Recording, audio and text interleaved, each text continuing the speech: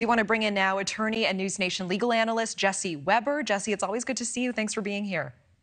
Good to see you as always. What do you make of the defense suggesting that DNA evidence may have been planted by police or by a worker of the crime lab? Is that strategy likely to work?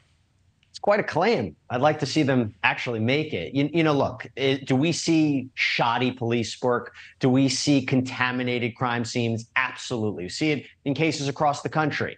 The real thing to remember here with Bryan Kohberger is it's not like he's accused of killing his wife and, maybe his DNA was placed somewhere that it shouldn't be, or maybe it should be expected. He is a complete stranger to these four victims. So the question you have to ask yourself is, why would his DNA end up there? And why would someone plant it there?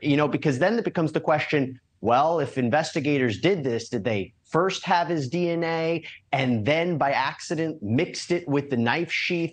There's parts of this that don't make 100% of sense. But if they're going to be arguing that there was shoddy police work, that's one thing. But to argue it was planted there, that's a very big claim. And remember, they're fighting this on two grounds. It's not just the court of law, but it's the court of public opinion. Everybody has Bryan Kohberger dead to rights. He's also entitled to a defense. So they're trying to defend him in a PR move as well. I have one more question about this. Is the defense team in this case allowed to just bring this up and plant this idea without having any evidence of this whatsoever? Or are they only allowed to bring this up if they're able to say, and we have evidence that it was actually planted?